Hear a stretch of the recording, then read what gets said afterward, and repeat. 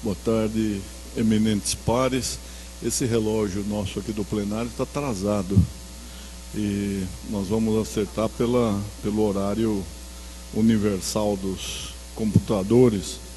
Então nós vamos dar início a essa sessão mista, administrativa e jurisdicional do Colégio Órgão Especial, fazendo de início menção de condolências pelo passamento do juiz Artus Fuctivadi, juiz de direito titular da Primeira Vara Civil Central, ocorrido em 7 de dezembro, e das senhoras Silvia Ribeiro Bianco, mãe do desembargador Francisco Antônio Bianco Neto, Soledad Parra Pesarini, mãe do desembargador João Alberto Pesarini, e Vera Vuolo Soares de Mello, mãe do desembargador Luiz Soares de Mello Neto.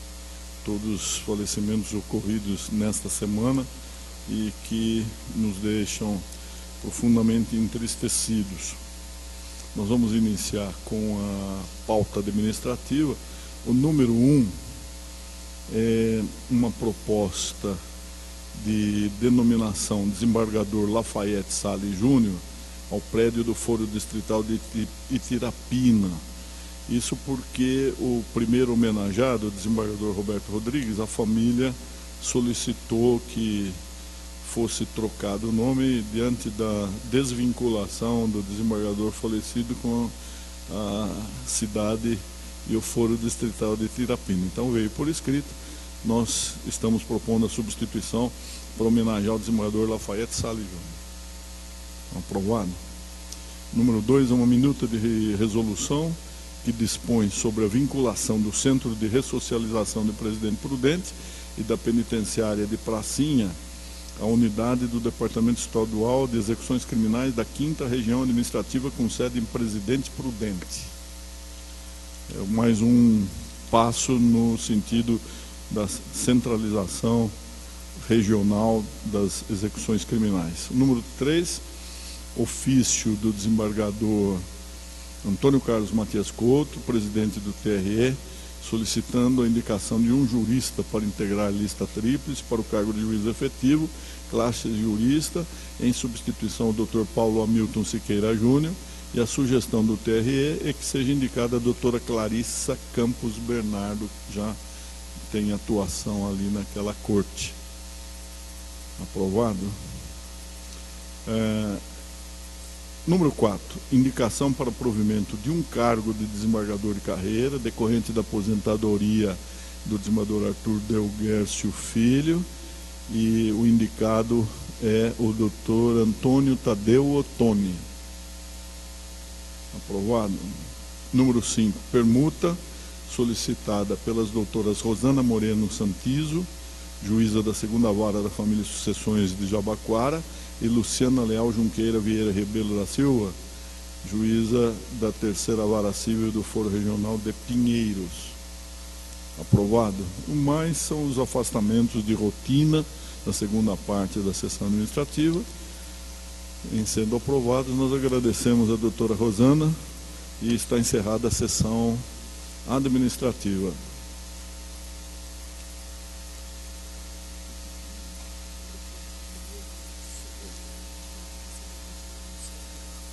Vai continuar como sobra o processo número 1 da sessão judiciária, que é a questão do adicional de qualificação, porque houve aquele prazo solicitado pelas associações.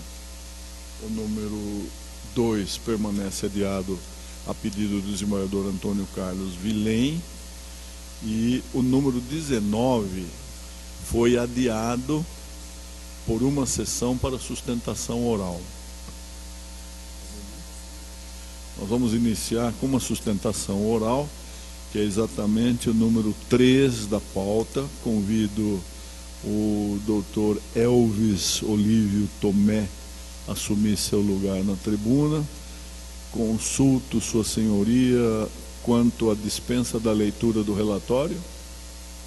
De acordo.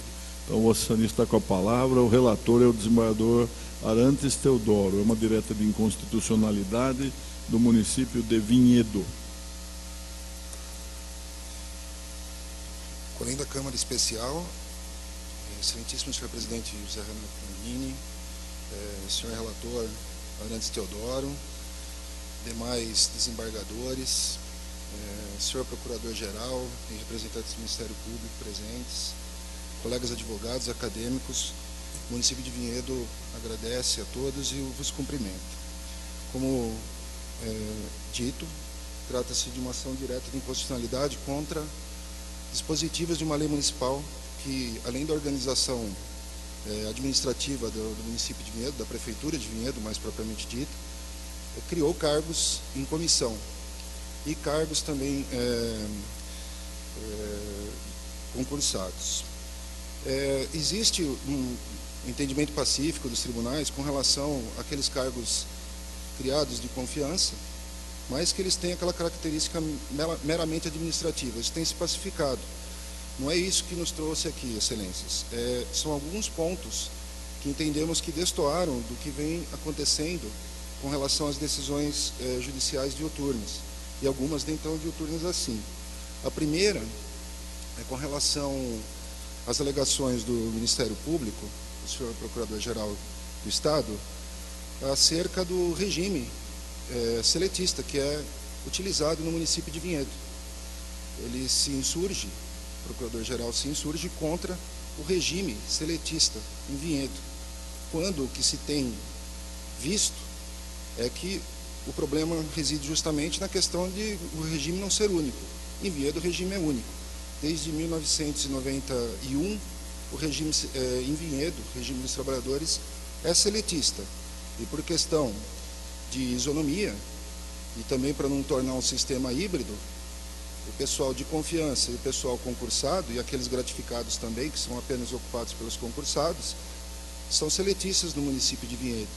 Então, o município entende que isso seria uma invasão na questão da discricionalidade do município de Vinhedo em escolher um regime, e é o que existe no município de Vinhedo, o regime seletista. Então, esse é o primeiro ponto crucial que nos traz aqui.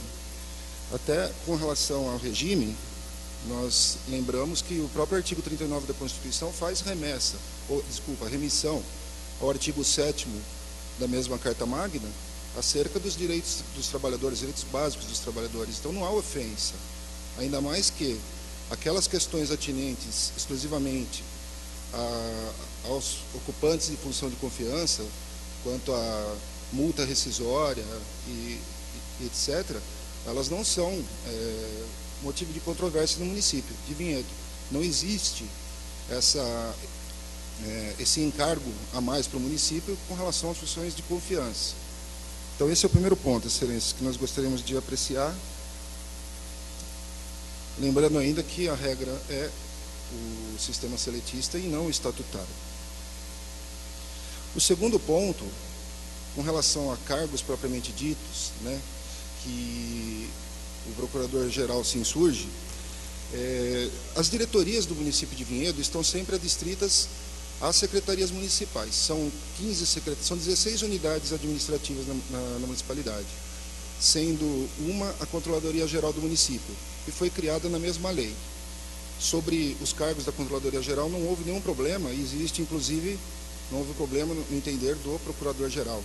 Inclusive, existem diretorias que remetem a questões técnicas específicas na Controladoria, como existe na Secretaria de Negócios Jurídicos do município, que onde reside o problema principal que nos traz aqui hoje.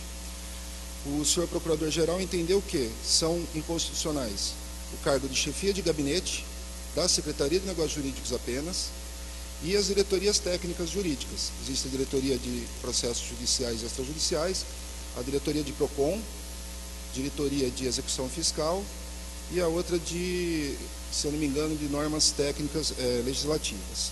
Pois bem, primeiro com relação à chefia de gabinete, excelências, que eu peço um especial atenção. A chefia de gabinete, ela é comum a todas as secretarias de Vinhedo e em muitos órgãos, eu acredito que em todos os órgãos, os entes federativos, cada agente público, cada agente político, o chefe, seja o chefe dos executivos, seja o chefe do legislativo, seja os secretários ou ministros, eles possuem a cúpula de governo deles se instala no gabinete de cada agente. E, não raro, existem os chefes de gabinetes das secretarias. Então, nós temos em Vinhedo, como dito, 16 unidades, tirando a autarquia, que isso não entrou na nossa discussão. Dessas 16 unidades, temos a Controladoria Geral, que não tem chefia de gabinete, é um órgão mais técnico e estritamente técnico, e a Secretaria de Negócios Jurídicos, a exemplo de todas as demais secretarias, possui um chefe de gabinete, que cuida exatamente das questões sigilosas envolvendo o secretário, das questões da agenda, da organização dos projetos, no que nós não enxergamos nenhum tipo de inconstitucionalidade.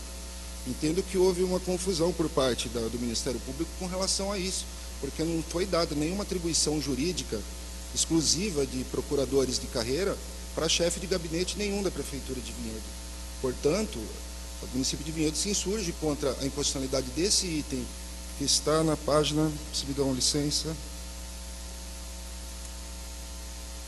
começa nas folhas 91 ou 70, desculpa, 87 da peça exordial. Portanto, repetindo, não entendemos, o município não entende qual que é a inconstitucionalidade de se manter um chefe de gabinete na Secretaria Municipal de Negócios Jurídicos, que é o órgão máximo jurídico da Prefeitura de Vinhedo. Dentro dela se encontra a Procuradoria-Geral do município, que é ocupada apenas por servidores advogados de carreira. Ainda nessa esteira, com relação à Secretaria de Negócios Jurídicos especificamente, que foi onde o Procurador-Geral mais se concentrou, com as diretorias técnicas da Secretaria de Negócios Jurídicos que eu mencionei há pouco.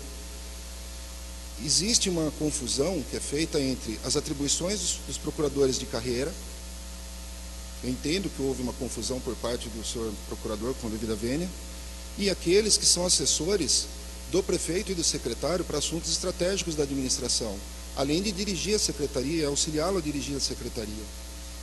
Nós temos visto o próprio Tribunal de Contas do Estado de São Paulo considerar legal, legítimo, a contratação de escritórios de advocacia pelo administrador público, pelo gestor público, para auxiliá-lo em questões estratégicas em tribunais superiores, para auxiliá-lo principalmente nos tribunais de contas. E isso tem sido aceito com uma frequência incrível, e inclusive com inexigibilidade de licitação, por conta do vínculo de confiança que existe entre o advogado e o cliente dele, considerando que o município seja o cliente, né, nessa história. Portanto, também não vemos nenhum tipo de contradição em existir no corpo jurídico do município de Vinhedo aqueles assessores, que se chamam aqui de diretores, e um coordenador, no caso, que auxiliam diretamente o prefeito e o secretário e os demais secretários na orientação jurídica das políticas públicas do município. Todas as questões que envolvem os planos municipais, mais recentemente, de resíduos sólidos, de educação, todos esses planos são planos que normalmente não ficam nas mãos, dos advogados de carreira, nem dos municípios, nem do Estado. São planos de governo, são situações de governo que precisam de orientação jurídica. E essa orientação jurídica tem que partir de advogados de confiança do prefeito. Acredito eu, excelências, que o melhor controle de estudo não seria por escritórios externos, seria internamente na administração. Por isso, se insurge o município também quanto a essa questão e se pede novamente uma atenção especial quanto a esse assunto.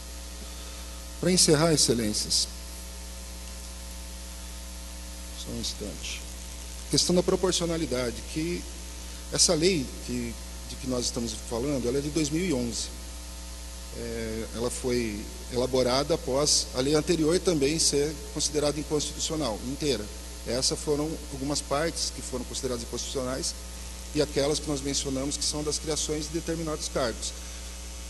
Se notar que nós não estamos aqui buscando justificar aquelas questões de funções meramente administrativas que já estão sendo reavaliadas e feita uma nova adaptação para que se adeque às orientações e determinações dos tribunais, especialmente desse egrégio tribunal. A questão da proporcionalidade, como eu vinha falando, é relativa à quantidade de funcionários que tem o município de Vinhedo e a quantidade de funções de confiança gratificadas que possui o município de Vinhedo. Desconsiderando as gratificadas que não foram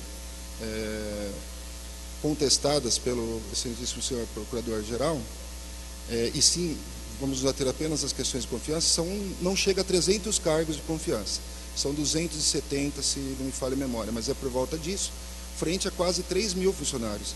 Então não existe uma desproporção, não existe um abuso por parte do administrador passado, essa lei vem da administração passada, né, que terminou em 2012, com relação ao número de cargos de confiança e ao aparelhamento, palavra que está em moda agora, e muito usada, na questão do aparelhamento do município de Vinhedo como cabide eleitoral. Esse é mais um ponto, é o penúltimo ponto que eu gostaria de apreciar junto aos senhores, a vossas excelências.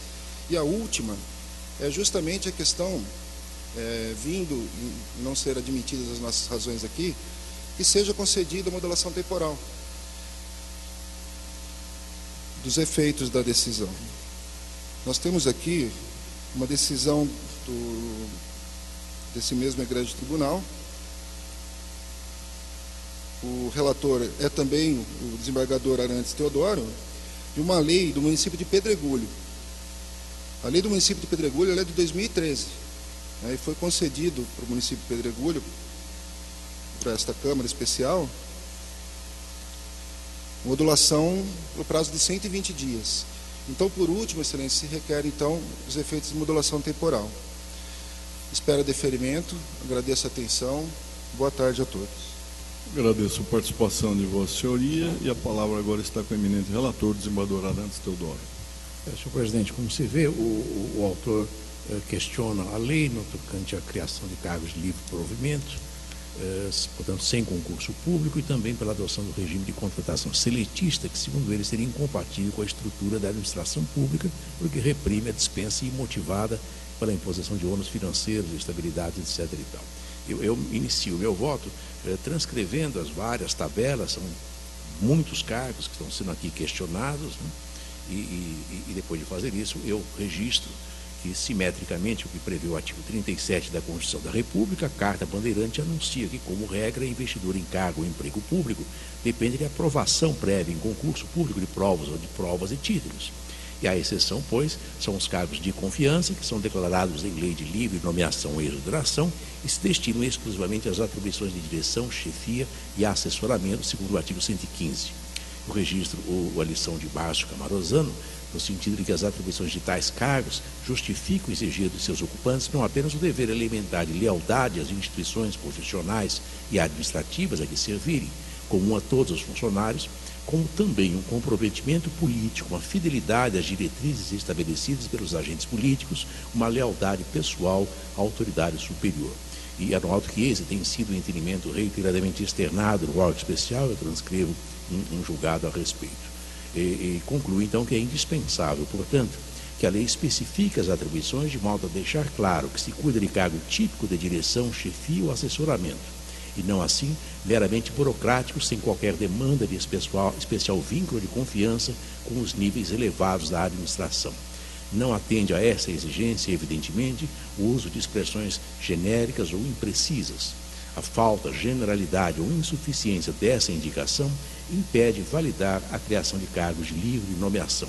E essa é a orientação do Supremo Tribunal Federal, acórdão recente, relatado pela ministra Carmen Lúcia, cuja emenda eu transcrevo. Também observo que tem sido nesse sentido o entendimento do órgão especial. No caso concreto, a lei municipal não atendeu àquela exigência. Com efeito, no tocante aos diversos cargos de coordenador, o artigo 55 do referido diploma anunciou que suas funções eram as indicadas no anexo lá mencionado. Mas o fato é que aquele rol não apontava atribuições de direção, chefia ou assessoramento, mas incumbências de caráter meramente burocrático e que não demandavam especial relação de confiança e lealdade com o agente político. Note-se que a só circunstância, além de ter feito uso do vocábulo coordenador, não posicionava o cargo no patamar de direção superior da administração. Isto é, não bastava para se inferir que tal cargo atendia aos requisitos para livre provimento. Além disso, o teor do citado anexo evidenciava que houve justaposição de competências e atribuições entre cargos de coordenação e de direção, eis que lhes conferiu o mesmo status na estrutura hierárquica, colocando-os a responder ao mesmo superior. Certo ainda que, no tocante ao cargo de coordenador da Coordenadoria de Estudos Agropecuários, a aludida lei nem indicou as respectivas competências e atribuições, falta que, como antes se consignou, impedia validar a opção pelo livre provimento. Eu entendo que, por isso, a lei incorreu em desconformidade com a disciplina constitucional quanto aos cargos de coordenador, e são vários que eu elenco no voto. A inconstitucionalidade se apresenta também quanto aos cargos de assessor técnico e assistente técnico. Isto porque, ao descrever as atribuições de tais cargos, em seu artigo 57, a lei fez uso de expressões genéricas e imprecisas, o que não bastava para validar a dispensa de concurso. Além disso, como se via no anexo, ambos os cargos tinham atribuições idênticas, típicas dos escalões subalternos, não restando qualquer condição distintiva a sustentar o provimento de um ou outro sem concurso público, havendo mera alternância das palavras assessor e assistente. Isto é, não se cuidava de cargos que exigissem especial vínculo de confiança de governante e servidor.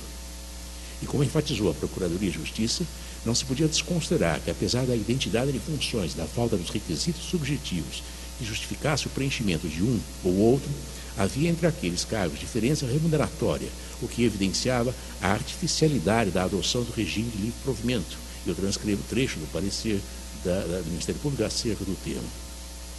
Tal quadro tornava patente a contrariedade aos artigos 39 da Constituição da República, 144 e 297 da Constituição Paulista, e que, à luz de tais dispositivos, não se justificava aquela diferenciação puramente remuneratória. Logo, pelos motivos indicados, caso é de se reconhecer que violou o regime constitucional, a criação dos cargos de assessor e assistente técnico indicados na petição inicial. Mas motivo eu entendo que não havia para se reputar ofendido o regime constitucional no tocante ao cargo de chefe de gabinete da Secretaria Municipal de Negócios Jurídicos. De fato, conforme mostravam os autos, as atribuições daquele cargo não correspondiam às incumbências típicas de assessor jurídico, nem se resumiam às atividades meramente burocráticas e rotineiras. Cuidava-se, sim, conforme anunciado, de elemento de confiança subordinado diretamente ao secretário, incumbido de lhe prestar ampla assistência, estando nisso compreendido o acompanhamento da execução do plano de governo.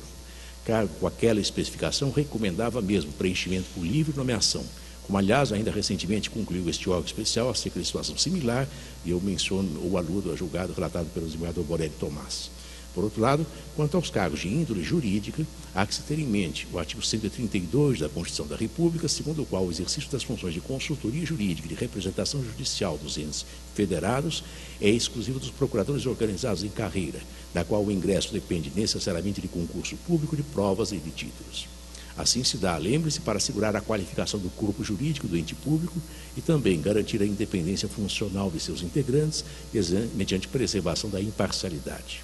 Afinal, a capacitação técnica para desempenho de atividade jurídica somente pode ser aferida por meio de realização de concurso público de provas ou de provas e títulos.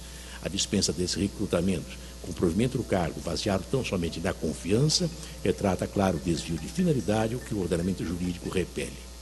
A Carta Bandeirante incorporou tais preceitos ao dispor sobre a Procuradoria-Geral do Estado e os estendeu aos municípios, como se vê nos artigos 144 e 297. Por isso, quanto aos cargos incumbidos da assessoria jurídica, para os quais a lei impugnada exige habilitação e direito à inscrição na Ordem dos Advogados do Brasil, o aludido diploma ofendeu o regime constitucional ao prever livre nomeação.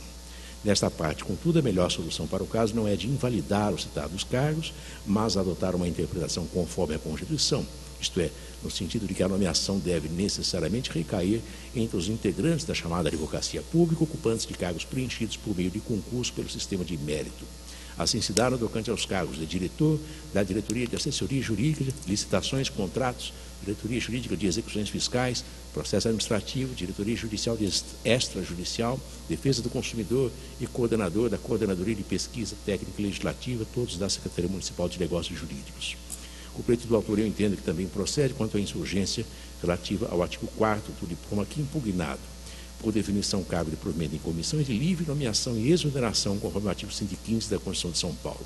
Por isso, a sujeição de cargos ou funções comissionados ao regime seletista importa encarregar ao administrador inadmissível restrição à liberdade de livre exoneração, na medida em que a dispensa por aquele regime condiciona ao custeio de encargos financeiros específicos não ocorrentes do regime público de livre nomeação.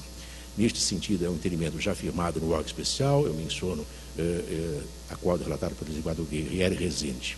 E concluo que manifesta, então, a contrariedade do citado dispositivo legal ao mandamento constitucional que ora se reconhece. Em suma, considero inevitável proclamar a inconstitucionalidade da Lei Complementar 112 do município de Vinhedo, relativamente aos cargos de provimento em comissão indicados, assim como ao regime seletista de contratação, conferindo-se interpretação conforme aos cargos jurídicos antes apontados. Consigno que o artigo 215 do citado diploma não é afetado por essa proclamação, o que dispensa a Corte de se manifestar sobre a inconstitucionalidade por arrastamento.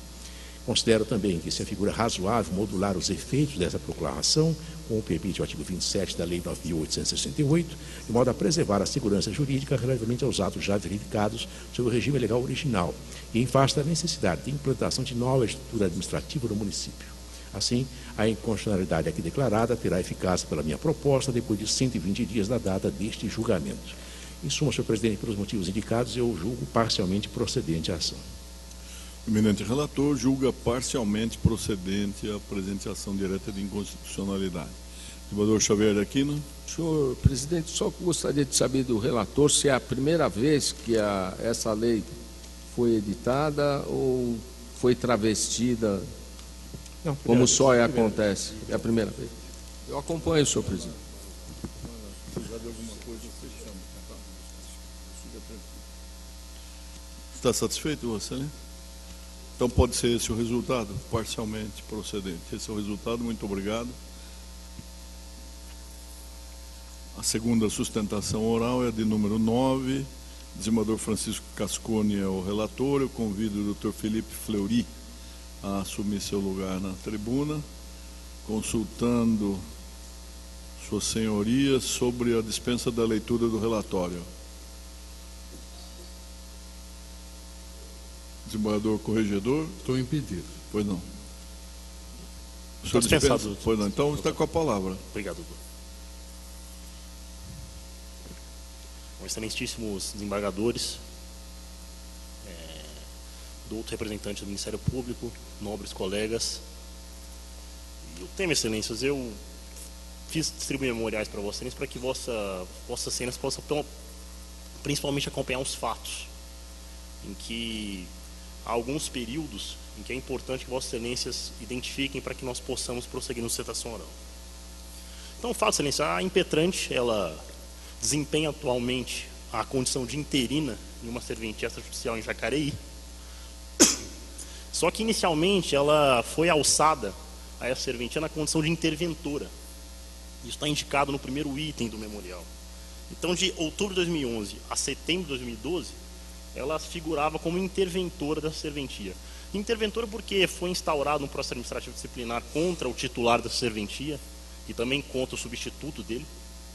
Então eles foram afastados preventivamente e ela, que oficiava inclusive em outra serventia, veio para esta para atuar como interventora. E isso é importante. Essa qualidade dela nesse período é muito importante. Posteriormente, após 2012, houve, de fato, a punição do titular dessa serventia. Ele foi punido, foi afastado, foi declarada a vacância da serventia e ela, a impetrante, que era interventora, passou a ser interina dessa serventia. E lá permanece até hoje. Então, esses são os dois períodos importantes nesta ação. Sete, como é do conhecimento de Vossas Excelências, em 2009 foi editada a Resolução 80 do CNJ, que veiculou diversas regras aplicáveis às serventias extrajudiciais desse país. E dentre elas foi a declaração de vacância de inúmeras serventias, que nesse caso não se aplica para essa serventia, porque nós sabemos que foi diferente nesse caso, houve um processo administrativo disciplinar. Só que o fato é que em 2010, em razão dessa resolução, o Corregedor Nacional de Justiça, ele ditou uma decisão veiculando a lista das serventias que estavam vagas no Brasil. E ao fazer isso, ele veiculou o denominado teto remuneratório para os interinos. Ou seja, ele determinou que os interinos das serventias extrajudiciais não poderiam perceber quantias acima desse teto remuneratório previsto na Constituição da República. Foi essa a regra que se coloca em pauta.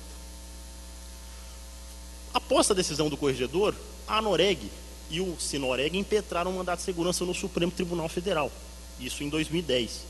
E o ministro Gilmar Mendes deferiu a liminar, suspendendo então a aplicação do teto remuneratório aos interinos. Em 2013, a liminar foi revogada. O ministro Gilmar Mendes reviu sua posição ao fundamento, ele reviu a posição, na verdade, com relação ao perículo em mora. E fato é que a liminar foi revogada e, por força disso, o teto passou a ser exigível novamente aos interinos.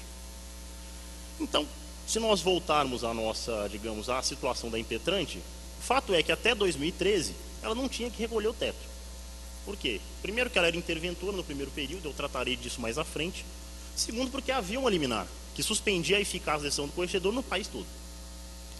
Só que com a revogação da liminar, o que ela fez? Ela começou a recolher o teto. Falou, olha, realmente a liminar foi revogada, vou recolher o teto. Em 2 meses, em junho e julho de 2013, que a liminar foi revogada em junho, ela recolheu em agosto esses valores. Só que pouco tempo depois, o Corregedor Nacional de Justiça emitiu um comunicado dizendo que a impetrante não deveria submeter o teto. Há um ato formal do Corregedor Nacional de Justiça dizendo, olha, a senhora não tem que submeter o teto.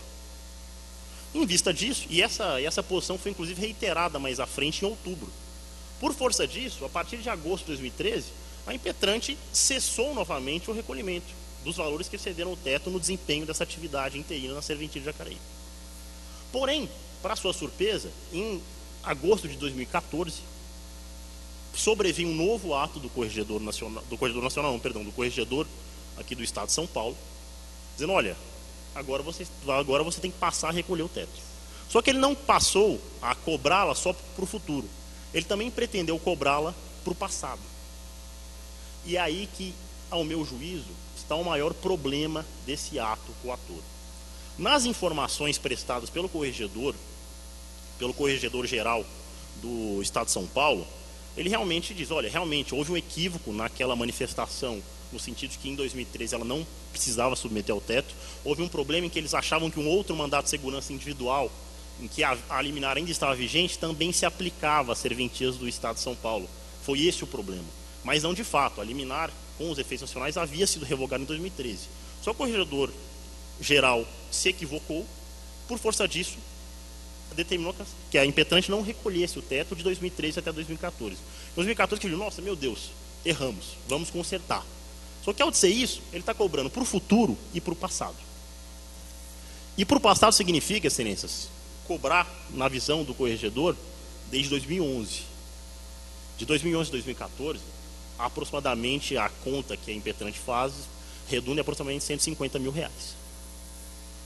E é esse que é o problema.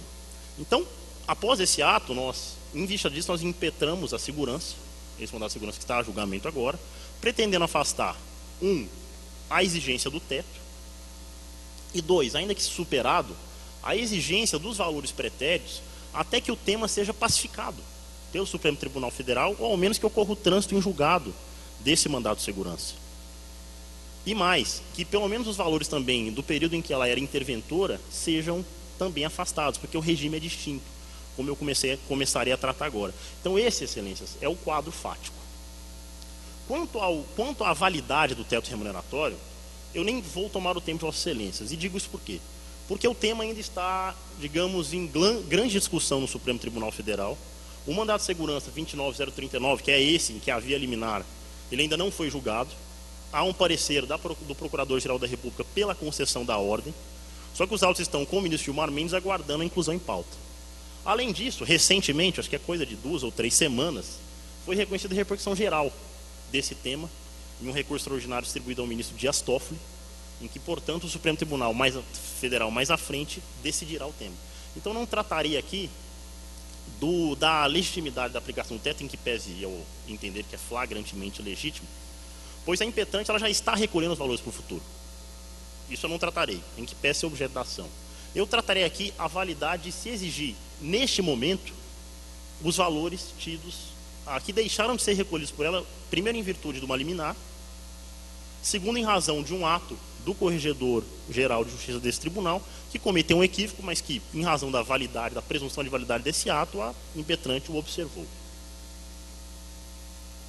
E primeiro tema, excelência, que me parece que deve ser colocado em pauta, é que nas informações, o Corregedor Estadual aventa a possível perda de objeto desse mandado de segurança com relação à questão dos valores pretéritos.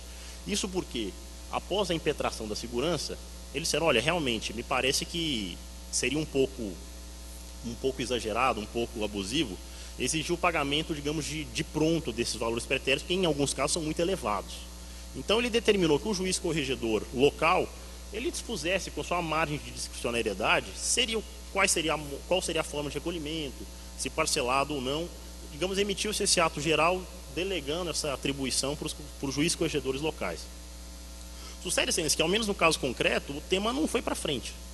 A impetrante, no caso, ela não está submetendo ao teto, não está lhe sendo exigido o valor passado, não para o futuro, ela está recolhendo, em razão da liminar concedida nesse mandado de segurança, que foi concedida pelo eminente relator para afastar a exigência dos valores pretéritos.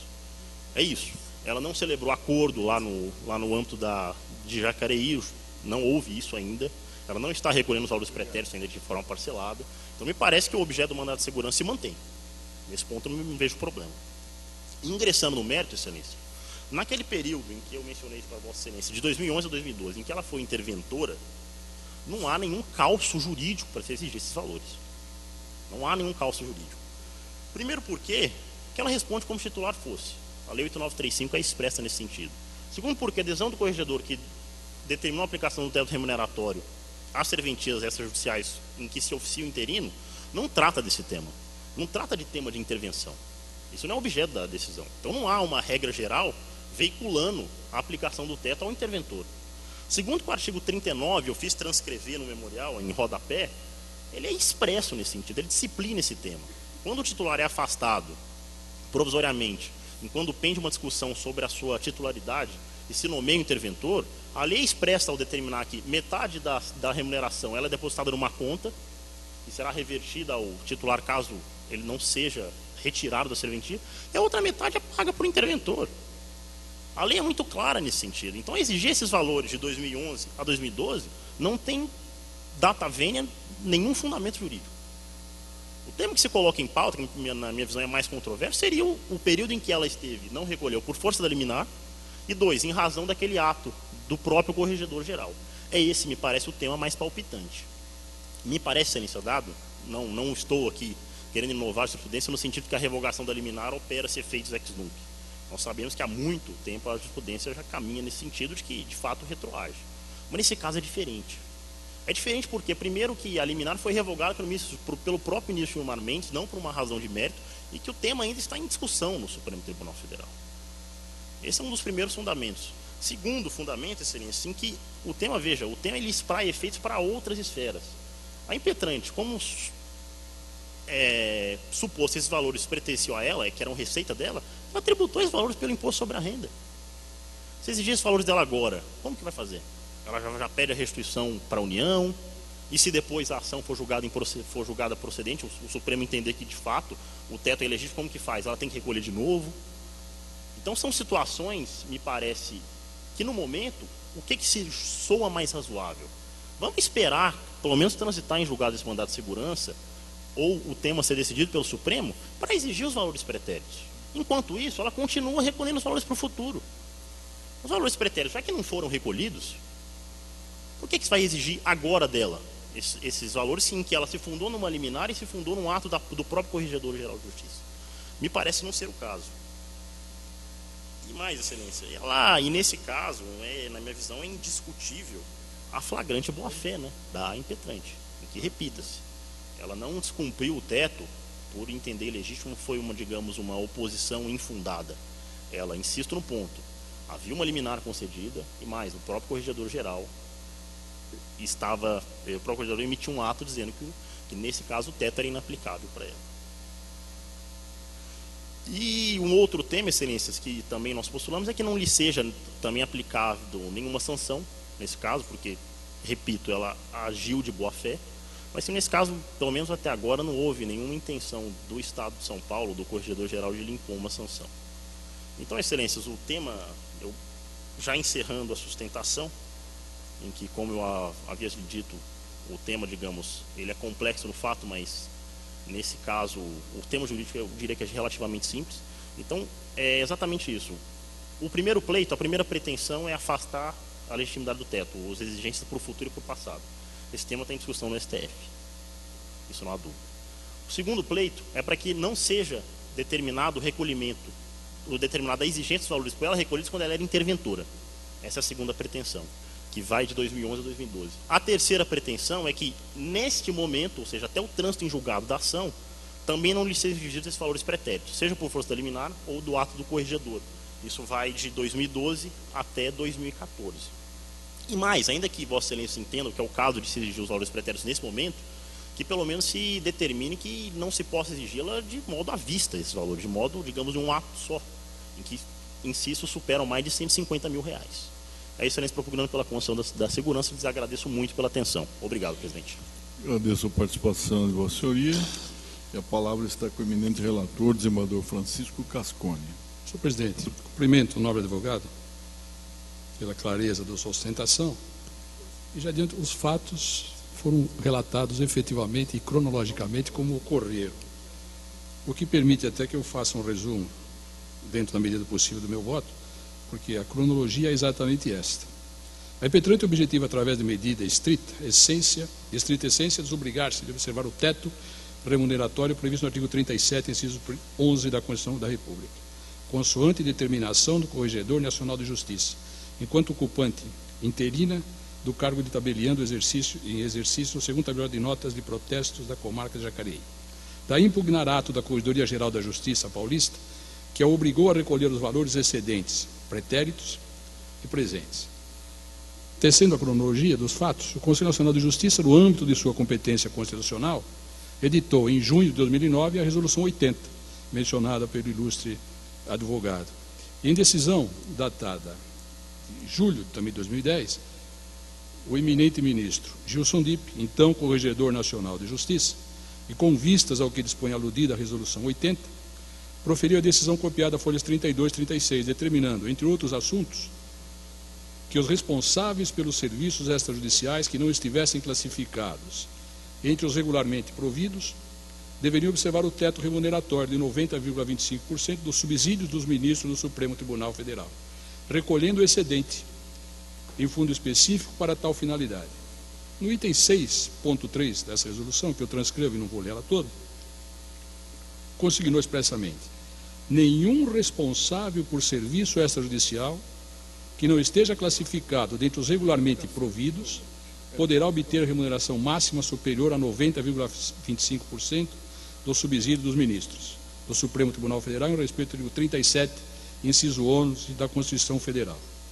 E aqui, embora aborde esse tema mais adiante, me parece que nenhum responsável por serviço extrajudicial cai por terra a discussão de interino ou interventor. Nenhum responsável. Ciente de tal decisão, a Corregedoria Geral da Justiça de São Paulo, segundo se colhe das informações, folhas 111 e 119, instaurou um procedimento piloto, 2010, 86.621, objetivando adotar as medidas necessárias para a implementação do quanto determinado e respectivo acompanhamento, sem prejuízo da formação de expedientes individuais para cada serventia vaga. A respeitável decisão proferida pelo Corregedor Nacional de Justiça foi objeto de diversos mandados de segurança individuais no Supremo Tribunal Federal, 29.192, 28.815, eu enumero todos aqui, e um coletivo, 29.039.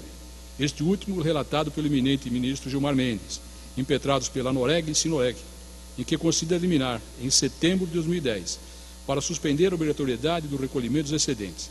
Essa liminar encontra-se reproduzida a folhas 38 e 39. Consoante indicam os documentos dos autos, a impetrante foi nomeada interventora em outubro de 2011, durante a vigência da liminar, tabeliando do cartório de notas e protestos da comarca de Jacareí.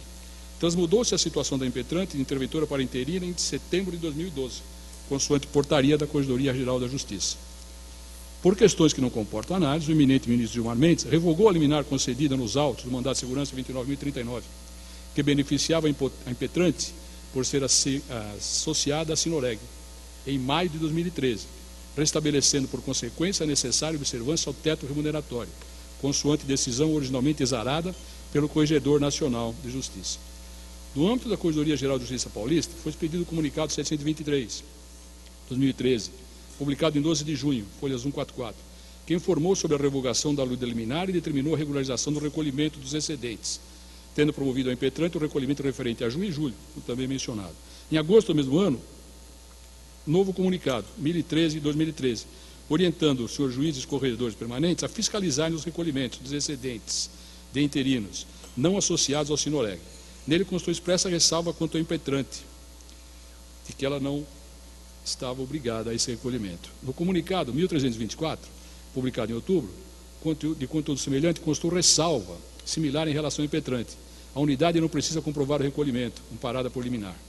Com efeito, formou a Corregedoria Geral da Justiça, que em meados de 2014 constatou que alguns interinos não estavam recolhendo os excedentes, sob argumento de que, beneficiados por liminar proferido nos autos do mandato de segurança 29.109 do STF, a exemplo da impetrante, segundo apontam os documentos de folha 127 e 135, indicando aparente equívoco, seja porque a referida ação de segurança ostenta caráter meramente individual e foi impetrado por Luiz Gonzaga Clímaco Neto, seja porque a liminar do mandato de segurança 29.039 e não 29.109 já havia sido revogado. Ciente dessa situação, o Corregedor-Geral exarou nos autos do procedimento piloto a respeitável decisão retratada, a folha 136 e 138, determinando fosse oficiado ao meritíssimo juiz corregedor permanente da comarca de Jacareí para que promovida a regularização dos recolhimentos da impetrante, presentes e pretéritos, o que culminou com o ato impugnado.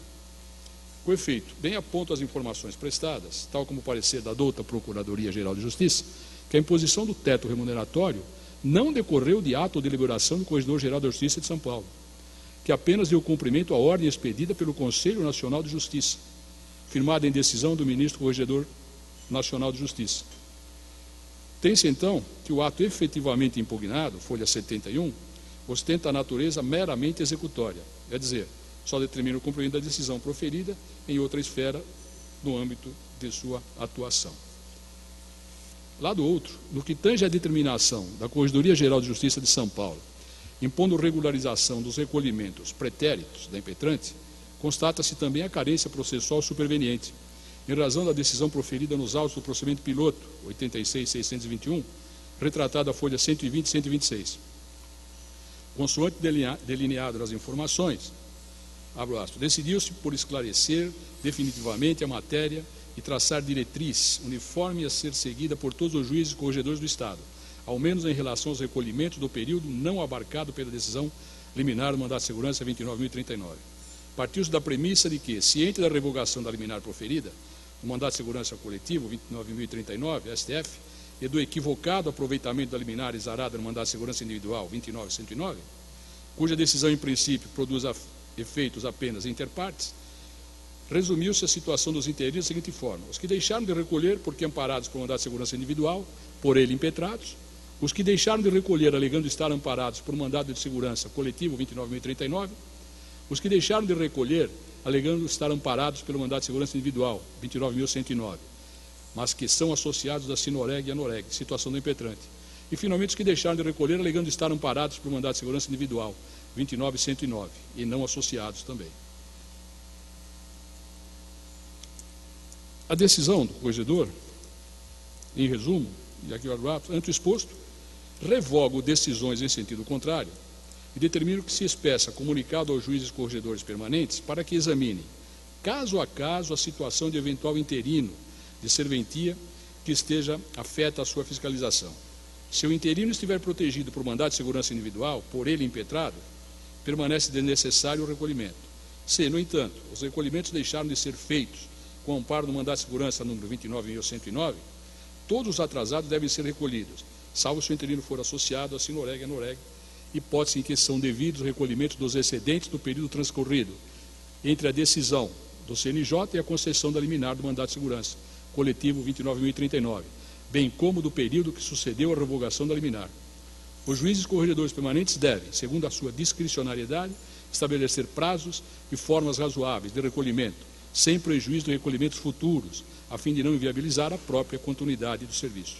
Tal decisão, proferida ulteriormente à impetração do mandamos, e por disciplinar novo regulamento a regularização dos recolhimentos de excedentes dos interinos, responsáveis por tabelionatos de notas e registros do Estado, invariavelmente esgota o objeto judicional quanto aos excedentes pretéritos ao ato impugnado, que até então eram exigidos em uma única parcela, folha 71, providência esta sobrestrada por força liminar parcialmente concedida. Tem-se, em suma, que caberá ao meritíssimo juiz corregedor permanente estipular, dentre as circunstâncias inerentes à peculiar situação da impetrante, notadamente aos recolhimentos do excedente em aberto, forma prudente de regularização, a fim de cumprir de maneira efetiva a determinação expedida pelo Corregedor Nacional de Justiça. Frisa-se ainda, na linha do ponderado pela douta Procuradoria-Geral de Justiça, e abro aspas, pouco importa a condição da impetrante, de interventor ou interina, porquanto a obrigação de recolhimento do excedente ao teto remuneratório é indistinta, aos responsáveis por serviços extrajudiciais que não estivessem classificados dentre os regularmente providos, não socorrendo a impetrante, disposição contida na Lei 8.935/94, artigo 36 e seus parágrafos, pois o exame da questão, ainda que sob tal ótica, implicaria em revisar determinação imposta pelo Corregedor Nacional de Justiça, que foge ao âmbito desta medida, como já exposto. A liminar concedida, porque o prazo era apenas 15 dias para esse recolhimento. Então, não se está, por ato do Corregedor de Justiça de São Paulo, determinando que se recolha integralmente R$150 mil. Destaque-se, por fim, a ausência de indícios de imposição de sanção de qualquer natureza em face da impetrante, ou outra providência, por força do tema debatido nesta lide, mesmo porque o recolhimento pretérito, como dito, será regulamentado pelo corregedor permanente.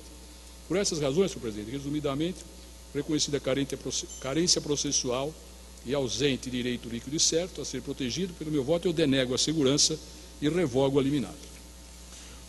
O eminente relator denega a segurança e revoga a liminar. Desembargador Neves Amorim. Senhor presidente, eu só gostaria de indagar do ilustre relator, desembargador Carlos Cone, essa ponderação em relação à existência da lei que prevê a parte do interventor, e a lei prevê que essa parte do recolhimento seja feita, há uma regra para o recolhimento do interventor diferente do interino. Vossa Excelência não sei, não entendi perfeitamente talvez a abordagem de Vossa Excelência nesse aspecto. Se Vossa Excelência puder me esclarecer. O recolhimento está determinado por todo o período. Segundo o meu entendimento, segundo eu entendi, pela disposição do Corregedor Nacional. Entendi. Senhor presidente, eu vou pedir vista, então. Desembargador Paulo Dimas. Eu aguardo a vista, senhor presidente, porque Vossa Excelência, inclusive, foi corregedor. Me parece que, no âmbito até da corregedoria, havia uma orientação de que o interventor não estava sujeito a esta orientação da Corregedoria Nacional de Justiça, que era específica para o interino. Eu lembro até um caso que nós tivemos aqui, envolvendo um procedimento disciplinar, nós discutimos isso. Mas eu aguardo, então, o que virá aí, em termos de voto do desembargador Neves Amorim. Então, o julgamento provisório é adiado a pedido do desembargador Neves Amorim. Nós vamos, antes de apregoar as próximas sustentações, desembargador Guerreiro Rezende. Eu peço para retirar de pauta o número 18. 18, está retirado de pauta. Desembargador Paulo Dimas. Esqueci de colocar, senhor presidente, que o número 7 eu vou manter adiado. Número 7 também não será julgado. 18 e o 7 não serão julgados. Vamos, então, passar alguns blocos antes de apregoar as novas sustentações. Embargos de declaração, números 42, 43, 44, 45, 47. Ações diretas de inconstitucionalidade, vício de iniciativa, números 30, 35, 36 e 40. Mandados de segurança 51, 52, 53, 54, 55. Agravos regimentais, números 12, 13, 15, 16. Ações diretas de inconstitucionalidade, número 5, 28, 31, 32, 34, 37, 39. Arguição de inconstitucionalidade, 17, 20, 21. classes diversas, ação civil de improbidade administrativa, número 60. Habeas data, número 49. Representação criminal, notícia crimes, número 58. 3 conflitos de competência, números 22, 24 e 25. Esses são julgados de acordo com os votos dos eminentes relatores. Temos agora a sustentação de número 10, relator desembargador Tristão Ribeiro, advogado Dr. Rui Cardoso de Melo Tucunduva Sobrinho, pelo réu. Consulto Sua Senhoria sobre a dispensa da leitura do relatório. A senhoria dispensa? De acordo. Então, a senhoria está com a palavra. Número 10, é Procurador-Geral de Justiça do Estado de São Paulo. Aqui há uma anotação de segredo de justiça. Ele já foi levantado, esse segredo? Desembargador relator. Senhor presidente, eu recebi esse feito em redistribuição. Eu não vejo motivo para que seja colocado em segredo. Então, se não foi levantado, da minha parte não há nenhuma oposição. Vossa Senhoria concorda que seja julgado em público? Excelência, não há nos autos a decretação do segredo de justiça. Pois não. Então, Vossa Senhoria está com a palavra. Desembargador Corregedor-Geral. Senhor presidente, há uma questão preliminar suscitada no voto do relator, que nos foi encaminhado, relativa à competência, que talvez, se fosse acolhida... Vossa Senhoria permite que haja essa análise da questão... Excelências, com todo respeito, seria a minha primeira preliminar. Pois não. Então Vossa Senhoria está com a palavra. Se Vossas Excelências determinarem que é melhor apreciar a competência, eu aguardo. Eminente relator. Senhor presidente, o meu voto é claro que é do conhecimento dos colegas, porque foi encaminhei cotos. Agora, não sei se a questão é a mesma que o eminente advogado iria suscitar. De qualquer forma, Vossa Senhoria tem a palavra. Perfeitamente, presidente. Eminente presidente do Tribunal de Justiça de São Paulo, desembargador Zé Renato Nalini, na pessoa de quem cumprimento todos os demais desembargadores, eminente procurador Gilberto De Angelis, eminente procurador Dr. Rossini Lopes Jota, demais colegas advogados. Esse é um processo de improbidade administrativa que foi proposto pelo excelentíssimo senhor Procurador-Geral de Justiça e figuram como réus um promotor de justiça em disponibilidade e a sua filha, que é advogada. Por primeiro, a defesa suscita são diversos feitos e vou fazer uso de palavras neste plenário levantadas pelo eminente desembargador Walter de Almeida Guilherme, que em alguns desses casos nós temos questões de fundo, um pano de fundo, como costuma bem colocar o desembargador Walter de Almeida Guilherme. Existem ações do Procurador-Geral de Justiça contra este membro do Ministério Público do Estado de São Paulo. São 2 ações no Supremo Tribunal Federal, uma ação no Conselho Nacional do Ministério Público, há 2 mandados de segurança no Superior Tribunal de Justiça, e aqui nesta corte são 2 improbidades administrativas, 2 processos crimes. Tem uma série de ações oriundas aí de questões relativas ao exercício na promotoria de Santa Rita do Passa Quatro. Aqui esta é uma ação de improbidade administrativa e a defesa começa suscitando uma questão de competência. né, a defesa pede que o colendo órgão especial ele remeta os autos à primeira instância, uma vez que o agravo regimental no recurso especial 1430197 São Paulo, relatado pelo ministro Humberto Martins, de 8 de maio de 2014, tem capitaneado uma alteração no posicionamento desta Casa de Justiça e que começou em 26 de agosto de 2014, num processo relatado pelo eminente desembargador Moacir Pérez, dizendo que nas questões de improbidade envolvendo membros do Ministério Público, nós não teríamos aqui uma prerrogativa de foro. Então, a defesa pede a remessa dos autos para a primeira instância para que seja apurado.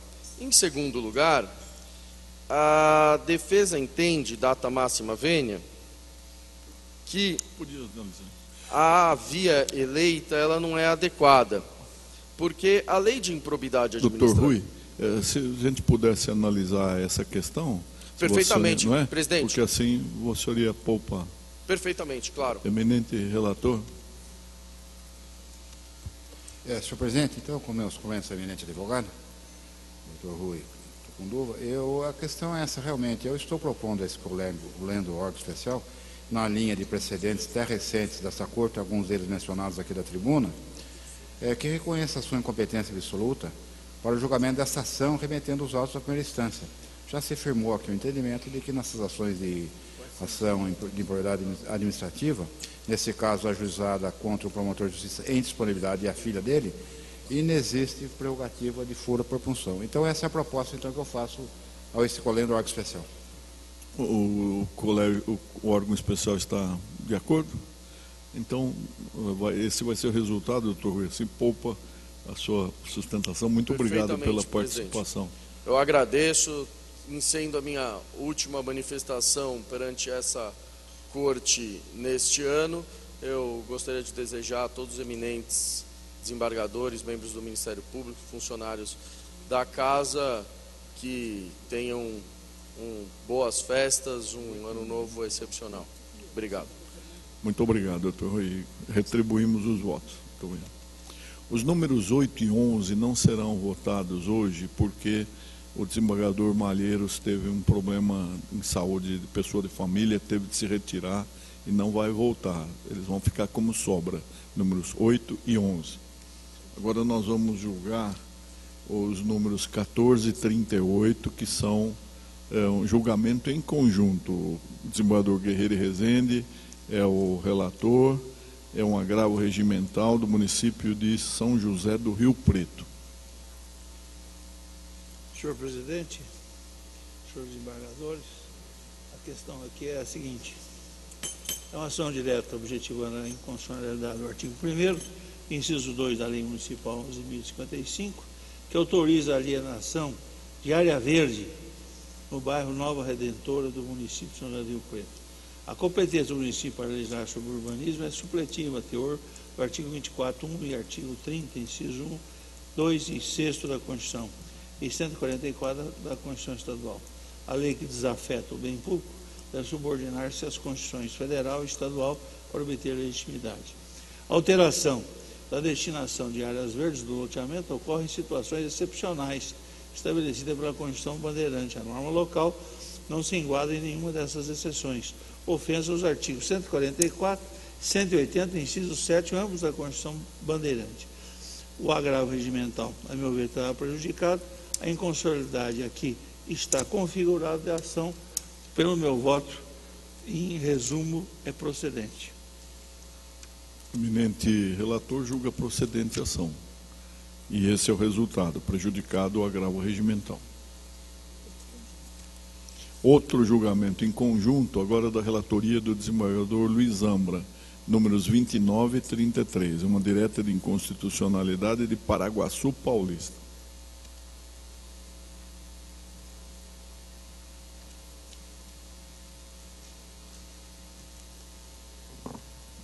Caso de criação de cargos em comissão, da livre nomeação do prefeito para funções subalternas de natureza técnica, a não demandar especial relação de confiança em relação a este, inclusive cargos de assessor jurídico. Inconstitucionalidade evidente, sequer especificadas as funções correspondentes.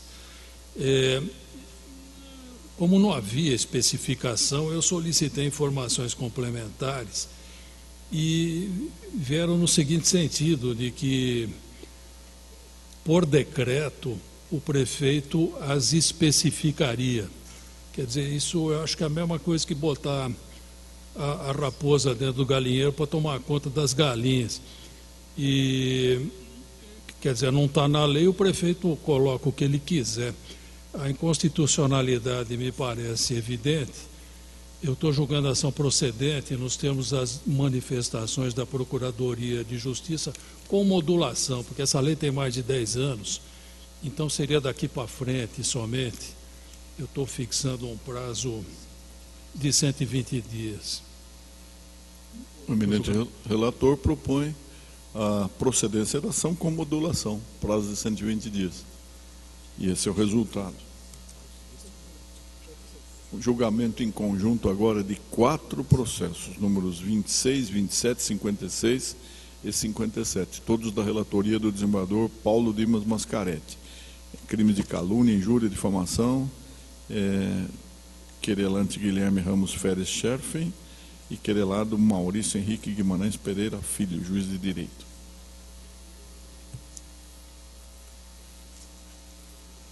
Senhor presidente, eu vou procurar resumir toda a situação. Na verdade, são e outra queixa-crime contra o mesmo promotor. As postulações aqui de persecução penal diz respeito a uma decisão do juiz da 5ª Vara Criminal de Campinas, de que, ao prestar informações em mandado de segurança a respeito de uma determinação para inquirir testemunhas a respeito da pessoa do paciente, o juiz teria justificado. O juiz justificou a determinação pelo fato de passar a haver dúvidas quanto à rigidez mental deste paciente que figurava como vítima de crimes nos inquéritos que estavam sendo processados. De que o promotor de justiça teria encampado esta determinação do juiz nas suas manifestações e indicado lá as testemunhas que deveriam ser inquiridas. O eminente querelante, que é advogado, entendeu que esta indicação de perquisição da sua rigidez mental através de testemunhas, que foi sugerida em informações de mandado de segurança, configurariam crimes e em princípio, cogitou de crime de injúria e daí apresentou queixa-crime contra o juiz de direito, Dr. Maurício Henrique, e eu estou dizendo aqui, nesse caso específico, que é o número 26 da pauta, que a rejeição liminar da presente queixa-crime é medida que se impõe ante a ausência de justa causa para perseculado. Eu cito a manifestação da Procuradoria de Justiça nesse sentido, dizendo que as expressões apontadas na inicial foram utilizadas pelo querelado em informações prestadas em mandado de segurança, sem nenhum intuito de ofender e, portanto, não havia vontade livre e consciente de macular a honra subjetiva do querelante, o que afasta a configuração do crime de injúria, e eu digo que essas assertivas encontram inteiro respaldo nos elementos, não comportando maiores ilações. Digo que restou claramente evidenciado que a conduta impugnada não caracterizou o dolo específico voltado à ofensa pessoal do querelante. Ele limitou-se mesmo a prestar informações requisitadas por desembargador, relator de mandado de segurança, narrando os fatos que justificariam o ato objeto daquele mandamos, sem emitir nenhum juízo de valor. Cuidou-se, na verdade, simples justificativa apresentada pelo impetrado ao Tribunal de Justiça, com vistas a validar sua determinação para que fossem inquiridas testemunhas e familiares daquele que figurava como vítima no inquérito policial, nem sequer se tratando de afirmação quanto à suposta falta de rigidez mental do então impetrante. E eu digo então que, para que fique reconhecido o crime contra a honra, é necessária a presença do elemento subjetivo do tipo, consistente na vontade livre e consciente de ofender, magoar e macular a honra alheia. Cito doutrina a propósito. Então, aqui concluo que o querelado não se valeu dessas informações requisitadas por esta Corte para agir de forma abusiva, desvinculada do objeto daquele ato judicial. E nem tampouco com o inequívoco propósito de ofender a honra do advogado, até porque, como afirmado precedentemente, não proferiu qualquer juízo de valor acerca do tema ali tratado, cingindo-se a narrar os fatos ocorridos.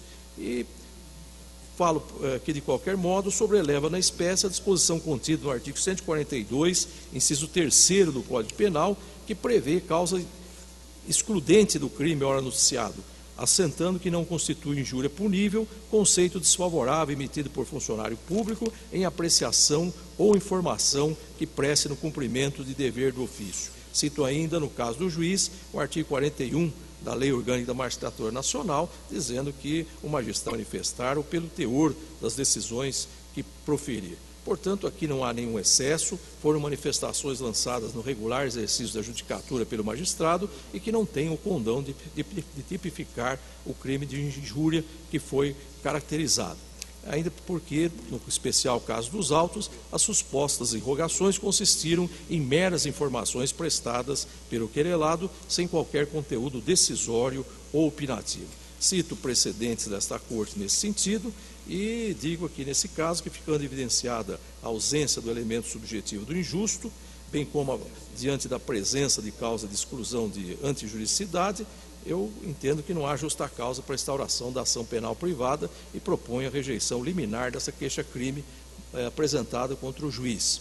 De igual modo, no caso aqui é uma promotora de justiça, doutora Marcela Scarvanini Bianchini, eu também entendo que, pelas mesmas razões, não há qualquer razão, não há justa causa para o recebimento da queixa-crime oferecida. Ela também praticou ato de ofício, se limitou a encampar a proposição do juiz de ouvir aquelas testemunhas para aquele fim que foi colimado e afastada a configuração de crime contra a honra no caso do douto magistrado, também, evidentemente, como corolário lógico, nós temos a falta de justa causa para o recebimento da peça em face da eminente promotora.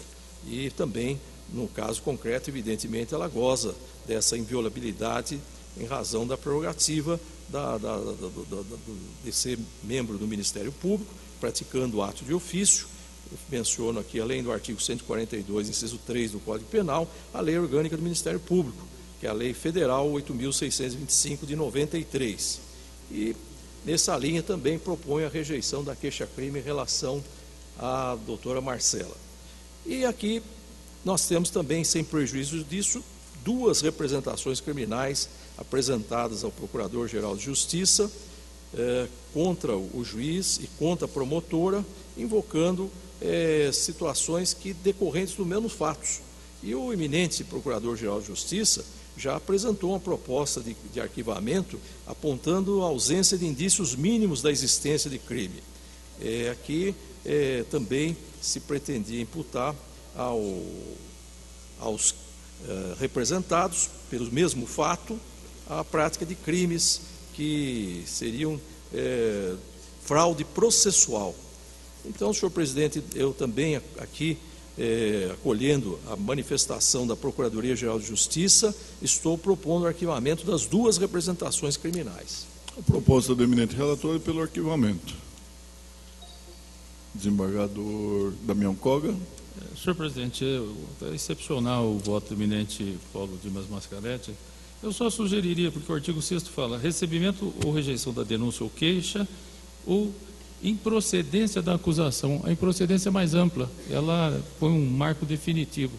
Eu só sugeriria que, em vez de rejeição, que permite em outras situações reapreciar, que fosse improcedente liminarmente, pode que ser, é mais amplo. Pode ser, não há problema. Vossa Excelência aceita a proposta? Então, esse é o... Todos aceitam? Esse é o resultado. Há um destaque aqui. Desembargador Paulo Dimas. Também proporei que se comunicasse ao eminente magistrado e à promotora Pois o não. resultado dos julgamentos. Pois não. Uma votação de destaque, o número 50 da pauta, desembargador Ademir Benedito ao relator, e um mandado de segurança impetrado por Sérgio Cássio da Silva Salvador e impetrado Procurador-Geral de Justiça do Estado de São Paulo. Com a palavra o desembargador Ademir Benedito, voto 35.299. Senhor presidente, eu estou denegando esta segurança, considerando que o ato da administração está apenas fazendo cumprir o comando constitucional, tendo em vista que a aposentadoria anteriormente concedida ao servidor não proporcionava o recebimento integral dos proventos, tendo em vista que não decorria de doença profissional, né? Então, eu estou denegando. Resumidamente, tenho voto aqui que já encaminha a todos os demais desembargadores. O pedido de destaque foi do desembargador Borelli Tomás.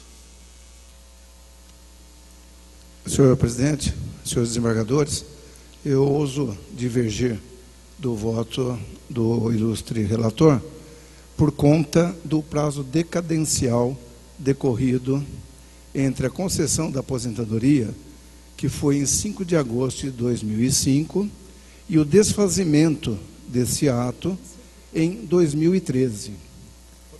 Eu peço desculpa por não ter enviado o voto escrito antes, ou a declaração de voto divergente, que vai no seguinte viés. Nada obstante, tem a mesma havido instauração de processo administrativo que culminou com a revisão do benefício, conclui-se ter sido permitido o transcurso de prazo quinquenal para a invalidação. Não se ouvida, por óbvio, a possibilidade de a administração pública declarar nulidade ou anular seus próprios atos, mas o contraponto a isso é também indagar.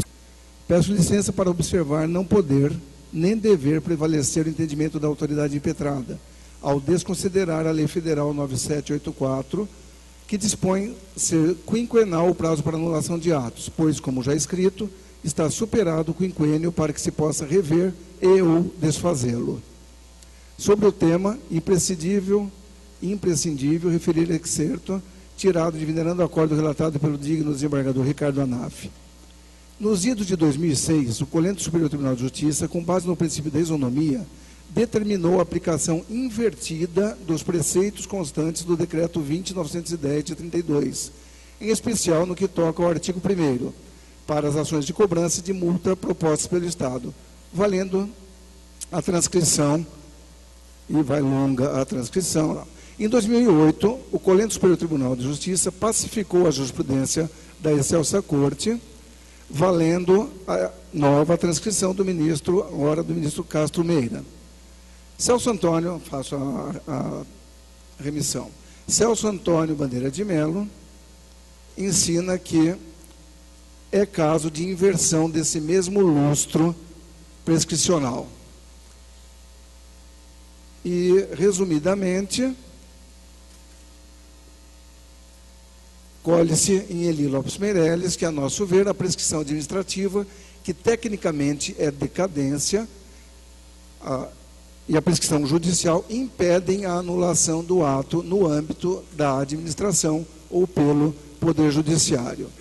Isso realçado, senhor presidente, deu-se mesmo, segundo minha análise, transcurso do prazo fixado para a revisão do ato de ofício, pois não se descure, o impetrante recebe benefício desde agosto de 2005 e apenas em 2013 deu-se a invalidação do ato, quando, repito e reedito, de há muito decorrera o quinquênio autorizante de qualquer ação administrativa ou judicial.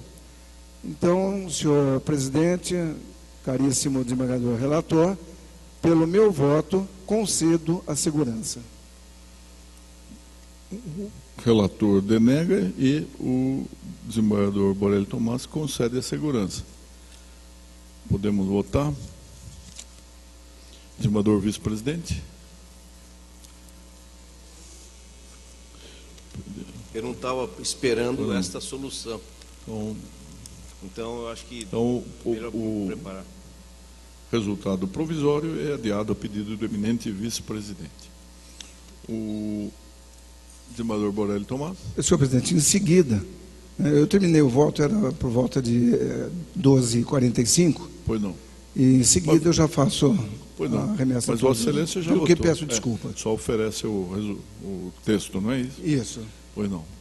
O número 4, que nós deixamos como sobra na semana passada, é uma direta de inconstitucionalidade. O desembargador Luiz Antônio de Godoy está julgando procedente, e eu respeitosamente estou divergindo de Sua Excelência, porque é uma questão que já foi apreciada aqui até pelo desembargador Xavier de Aquino. É uma lei que incorpora ao Parque do Ibirapuera uma área pública de uso comum do povo, denominada Praça Maria Helena Monteiro de Barros Saad. É uma questão que já foi até consolidada, e eu estou entendendo que não há esse vício de iniciativa, porque insistindo naquela tese na qual às vezes nós temos sido acompanhados pelo eminente corregedor, de que o legislador municipal praticamente não pode nada, fica a reboque do Poder Executivo. Então, respeitosamente, mandei o voto a todos. Estou, pelo meu voto, propondo a improcedência da ação.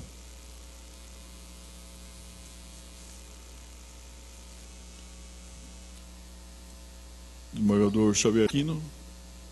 Eu já havia, no agravo regimental, no agravo de instrumento, eu já tinha me manifestado e tinha praticamente adentrado ao mérito, até seguindo a orientação do ilustre corregedor, que foi fazer inspeção local, e é difícil cindir a área do local, e é uma situação já consolidada.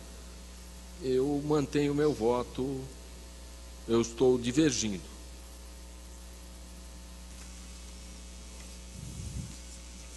Então vamos colher os votos. Desembargador Eros. Acompanho o relator, senhor presidente. Desembargador Corregedor. Com a divergência. Desembargador Decano. O relator. Desembargador Xavier daqui em divergência. Desembargador Ferreira Rodrigues. Divergência. Desembargador Evaristo dos Santos. Com a divergência, senhor presidente. Desembargador Márcio Bartoli. Desembargador Salete. Com a divergência, senhor presidente. Desembargador Mortari. Com a divergência. Desembargador Luiz Ambra. Divergência. Desembargador Cascone. Divergência. Desembargador Paulo Dimas. Divergência, senhor presidente. Desembargador Vandercy. Data vênia com a divergência, senhor presidente. Desembargador Arantes Teodoro. Com a divergência. Desembargador Tristão Ribeiro. Com a divergência. Desembargador Vilém. Divergência. Desembargador Ademir Benedito. Correlator. Desembargador Neves Amorim. Com a divergência. Desembargador Borelli Tomás. Relator. Desembargador João Negrini. Divergência. Desembargador Damião Koga. Se ausentou.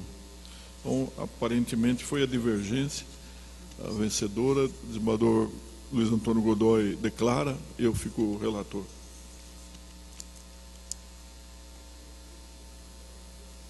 Vossa Excelência também voto vencedor?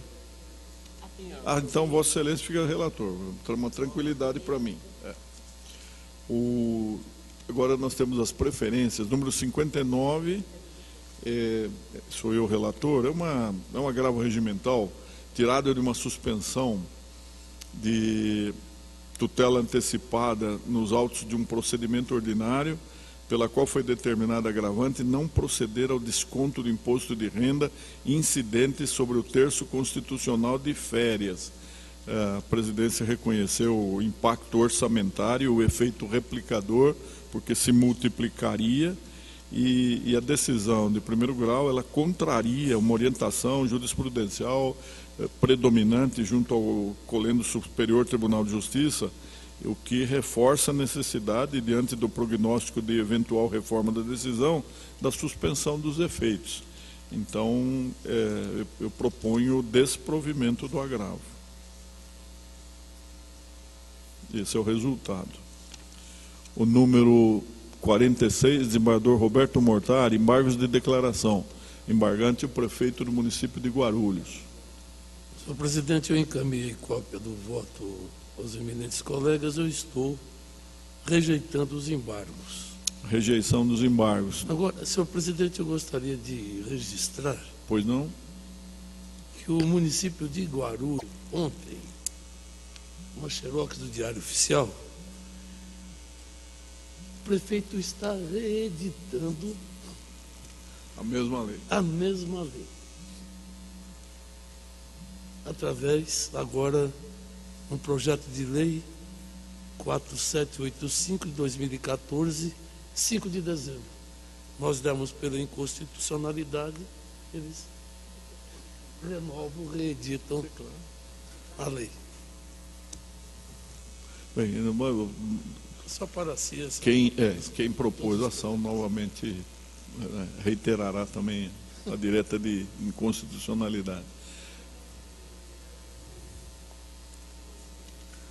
É o Ministério Público.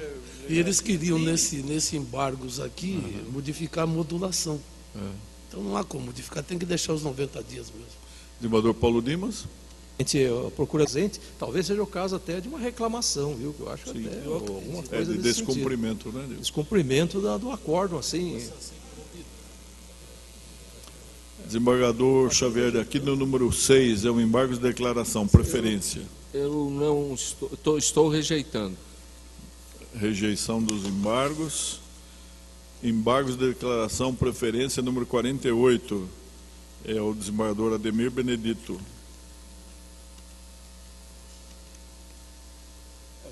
Eu também estou rejeitando, senhor presidente.